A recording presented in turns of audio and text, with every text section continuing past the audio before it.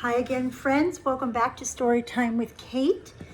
Today we're going to tell a story about my bladder surgery. One of many, but this is my bladder surgery in 2000. And I had some story requests from Heather Fraser, Andrew Campbell, two more. Who are the other two who asked for it? I'll write it in the comments. Okay, so if you know me, you know I have the tiniest bladder that ever existed. Nobody pees more than me. And I've had a bladder disease since I'm 7 years old, though it wasn't given a name until 1981. So I would have been 22 years old by then when it came out when the disease had a name. So I am apparently the longest standing person with this condition in medical records. At least I was a number of years ago. And though I have treated it naturally for a great portion of my life, about every 10 years when it would get to some real extreme, I would break down and do something radical. So it was that phase. I was ready to go radical. And there was a new procedure where a pacemaker would be put in, not into your bladder, but it would control pain and frequency issues through a pacemaker put into the bottom of your back, the top of your butt. I don't quite know how to explain this. Okay, so met with the specialist at UCLA, decided I'd give it a shot. I couldn't handle it anymore, but you do a temporary one. You wear one for a week before you have the one implanted. This one, they put wires into you, and at the end of the wires are electrodes, and they find the right nerves to hook it up to, and then the electrodes and the wires stay inside of you. The pacemaker thing is stitched on the outside of your skin. It's kind of hard to explain it, but anyway, and then there's some sort of belt or something that went around that you wear for a week to 10 days before you have the surgery. Okay, so I agree to do this. Now, who would agree to that? You have to be in a lot of pain to agree to that. So I agreed to that. I was married at the time. The marriage was not going well. This is Mario Velasquez from yesterday's story. And the doctor had said to me at UCLA, had said to me, oh, it's so easy. It's just an in and out procedure. Don't worry. You could even, go out to lunch afterwards. I said, great. It was a huge relief. So I made plans with my friend Esther to go to, my surgery was at UCLA, to go to Jerry's Deli afterwards because it's an in-out outpatient. And we were going to go shoe shopping at some great store she had found that was down the street. As I say to my husband, if it's okay, you drop me off, but Esther's going to pick me up. And I really didn't want him hanging around, and I didn't want my parents to know I was having the surgery. So I made him swear, which didn't go over well, that he wouldn't say anything. Now, in truth, I would have told my dad, because my dad would have been comforting. But my mom, though I don't know if he'd be comforting, but I didn't want to deal with my mom's anxiety on top of my own, so I did not want them to know. That was part of the deal. Anyhow, I'm told easy procedure, in and out, don't worry, you're awake. I get a phone call the night before at around 8 p.m. from the anesthesiologist. He wants to talk to me, make sure everything's okay. I said to him, no, I'm not going under. There's no anesthesiology. He said, yes, there is. I said, no, there's not. I've been taking Advil in high doses for the last 2 weeks, so there better not be. And he comes back and he says, no, you're in surgery room such and such and such at UCLA. And I said, no, it's in an office. And we go back and he checks again and he comes back and he says, no, this is the deal. And you can't eat after midnight and you just, so now I'm freaking out because my understanding was there was no, I wasn't, not anesthesia. Yeah, I wasn't being put under, all these various things. So now I'm scared. Okay, cut to, I don't eat, I don't drink water, which is also very tough for me because I have an autoimmune disease called Sjogren's, and I don't have my salivary glands the way you all do. And so I was incredibly thirsty. So it was a tough night, tough morning. Mario drives me over. I'm scared. He comes in for a little bit, or maybe he came in until the doctor came. Anyway, I don't remember about him.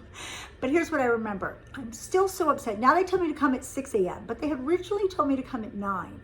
So the anesthesiologist says 6. So at 6 a.m., I'm brought into UCLA, and I'm put into a pre-op area with, curtains separating patients, I guess, and the nurses station and this whole thing. And I'm so thirsty and I'm so scared. And I hear a couple, like an hour and a half, 2 hours goes by. And I hear my doctor, who's from Uruguay and has a heavy accent, I hear him come in and he says, "What do you mean Kate Stern's in such and such?" And I hear them say something and he says something and he explodes. He's very angry. So I hear all this stuff. And he comes in, he says, "Hello, my dear. I'm so sorry that you haven't eaten, haven't drank. They gave you the wrong information. Here's what went on. This is such a simple procedure. Do not worry about it." And what happened was I had a surgery cancel. And so when a surgery cancels, they'll move somebody from an office procedure into a surgical room because they feel it's better. Why would it ever be better? But that's what they said. And so notes got mixed up. And did I want some orange juice? So, and that's funny, by the way, because you can't have citrus with my bladder disease. So no, I did not want some orange juice or coffee, which you can't have either. So, but I did want water. So I have water, blah, blah, blah, blah. Somebody comes in, they're going to give me whatever that thing is. You don't go out, but you get a little bit of a easier going something or other IV. And a nurse comes in. Looked a little bit like the character from Having a Senior Moment, not Bess. The woman, the character from Gone with the Wind, the African-American, heavy-set, wonderful. Anyway, she comes in and she says to me, "Now, darling, I'm going to be your nurse throughout the whole procedure, and I'm going to be right here at your head. So anything you need, you tell me. And also, I've got a special technique I figured out. So when you're in pain, if you're in too much pain, I've got a rolled up washcloth, and I can do one of 2 or 3 things. One is you can bite on it. You can bite on it when you want to scream." Now I'm thinking, I'm going to want to scream. Okay, now I'm getting more freaked out. And then she says, "And I can do hot water or cold water and give you compresses and anything you want. And it gets very cold in there. So you just tell me what you need. And I'm going to be there. I am with you from beginning to end. I'm your gal." So now I'm scared to death. So my doctor comes back in. He says, "Listen, I'm still so upset at them. I told them I could walk you down to surgery. You could walk in. I'm going to roll you down. I'm not going to have them do it. I'm going to roll you myself." So he gets the rolling bed and he rolls me down. Mario's gone now. He rolls me down.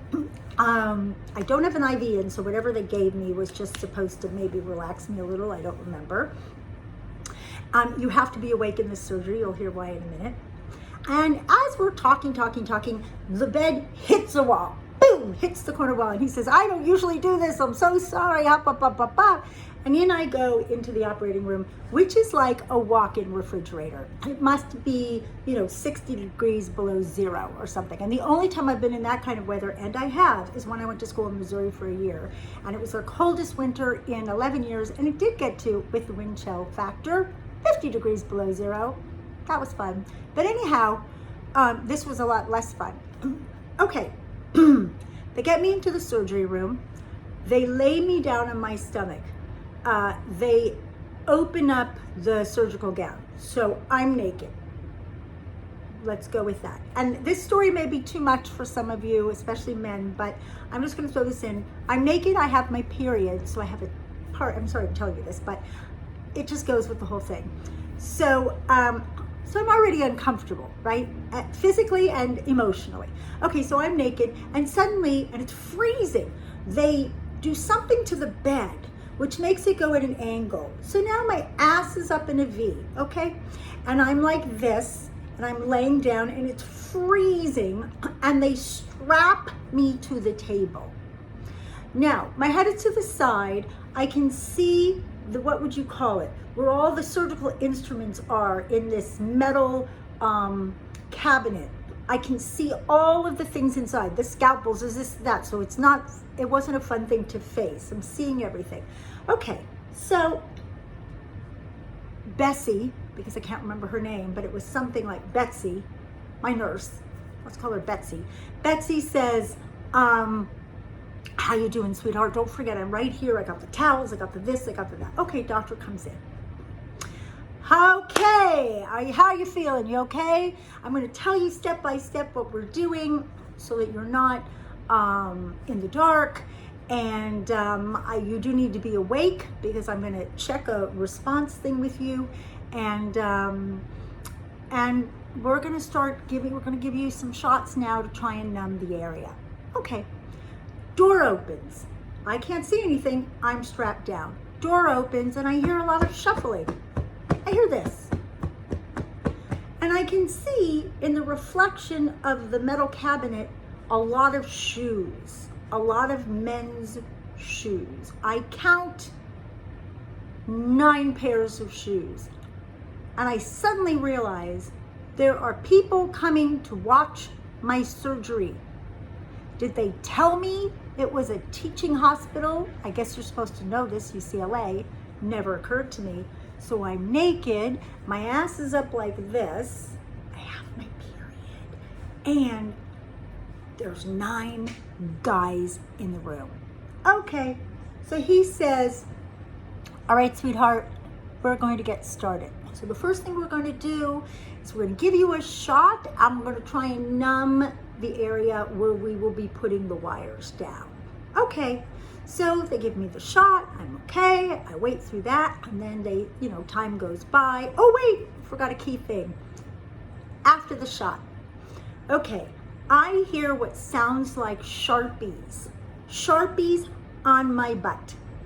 And I hear kind of, and slightly, and I'm hearing the doctor say, well, this nerve is yet da and this and that, and then I'm hearing somebody else say, well, I don't know, I thought and they are drawing a diagram on my butt and my lower back, like right above the crack, of where the different nerves are that they're going to be placing the wires. I hope none of you are getting just totally grossed out, but it has it's an interesting story. Stick with it. So they're placing the whole thing and they're discussing it. And I'm sitting here like, if you can imagine, if you can be inside my head, like the embarrassment, the uncomfortableness, the fear of the pain, the whole thing. I'm going through the whole thing. Okay, this is a long story. It's probably going to have to be on YouTube because I'm at 12 minutes and I have 13 minutes and I haven't even gotten to the climax, let's say.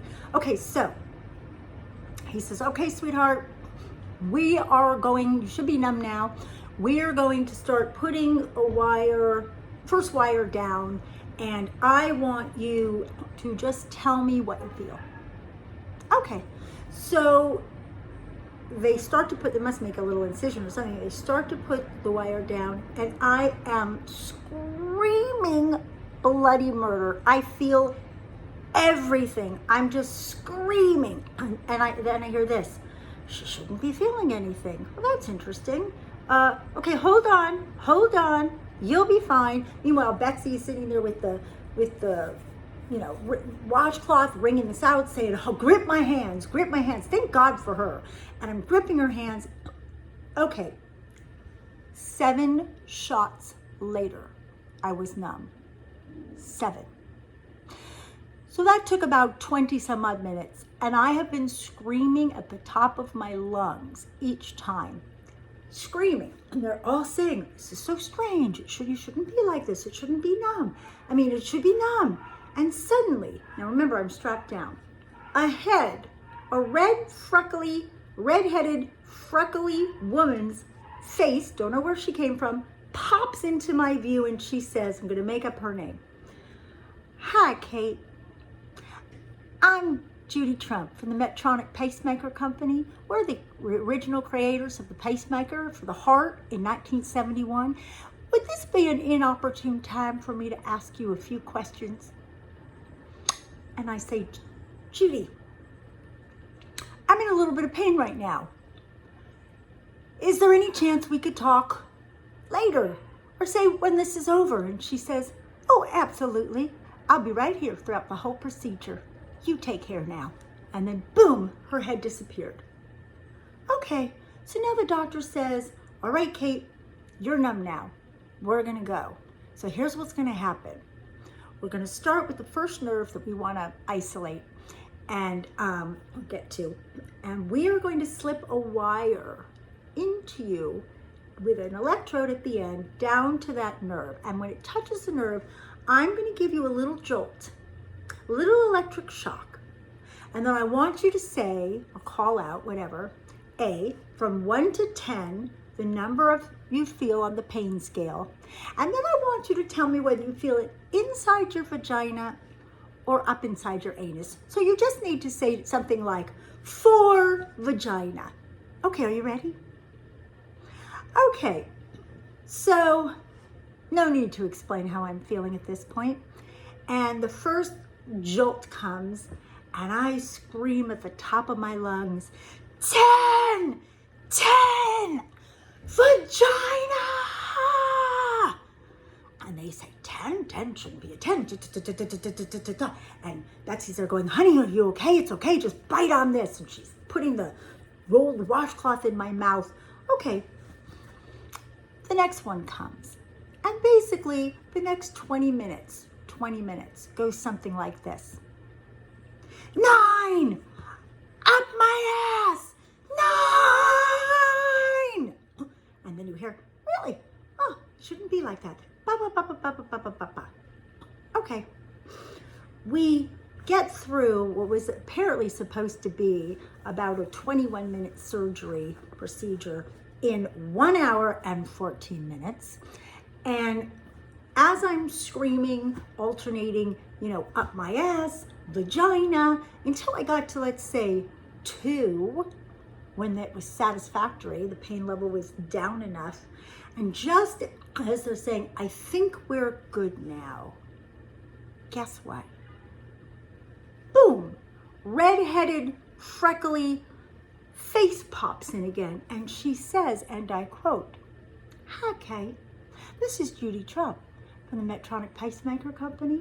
We're the creators of the original pacemaker for the heart in 1971. Is this an inopportune time for us to talk? And I say, Judy, I'm in a little bit of pain still. And I wondered, since you're going to be here, if we could just talk after the surgery. And she says, no problem. I'm going to be here all the way to the end. You take care now. And boom, her head pops away.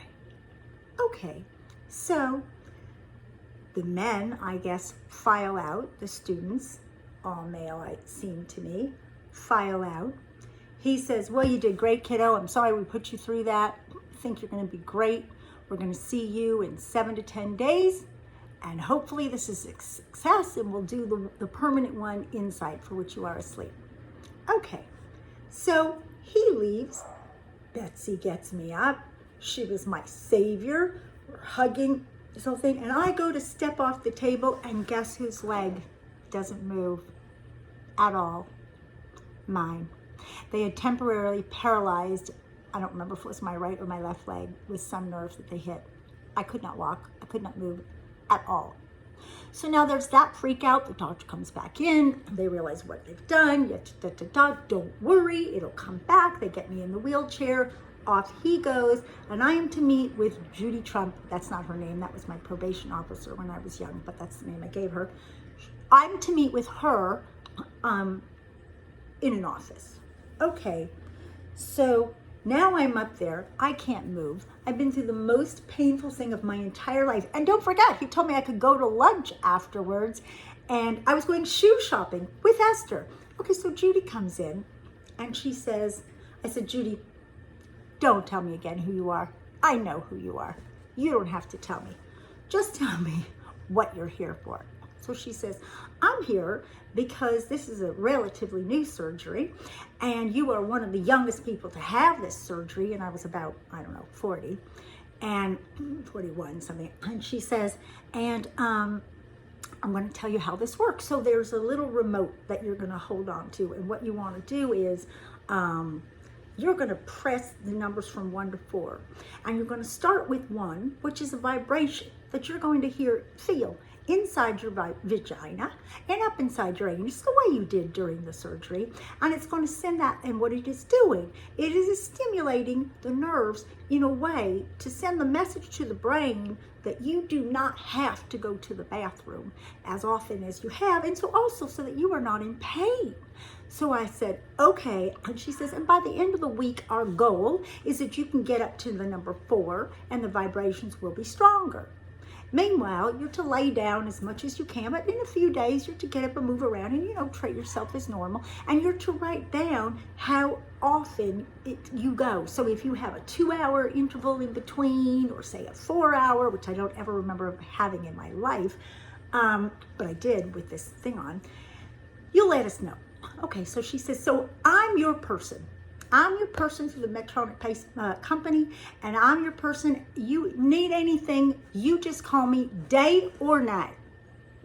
I will, however, be out of town this weekend, so I will not be available until Monday. However, you can call Eileen, my assistant, and she can help you if you need anything between now and Monday. All right, you take care now. And she leaves. Okay, so Esther has shown up. I'm in the wheelchair. I can't move. I've been through hell. I have the thing sewn across my lower back, and we decide she's just taking me home. Well, good old Judy from the Medtronic Pacemaker Company didn't tell me to turn the pacemaker, off for the ride home. No, she didn't. And it was set at 1. So every bump we hit along the road, and it turns out, boy, between Westwood and Santa Monica, there were 2,000.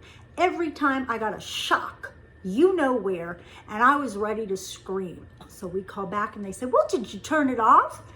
No. Well, you got to turn it off. Okay. Cut 2. My friend David Bros calls to see how I'm doing because a few people knew I was having the procedure. I tell him the entire story I just told you. And I say to him, I'm telling you, David, it was like being in a really bad Cohen Brothers movie. And he says, oh no, that's like being in a really good Felinni film. End of story. We'll leave it at that for now. But I did not have the real pacemaker put in. So we won't leave it at that. I'll just tell you that. I didn't have it put in. I couldn't go through that again, even though I would have been asleep. The thing was the size of the old kind of cell phones. And it was going to go in behind the muscle in my butt with an 8-inch cord. And the doctor said to me, you won't even notice it's there. Well, I used to rollerblade, I used to do yoga regularly, and I used to hike, and believe me, I was going to notice it was there. And so I decided not to do it until it came out at a size that's about this big, and then maybe I would consider it. Meanwhile, I am doing much better. I hope that wasn't too graphic for some of you, and I will see you next time. Ciao.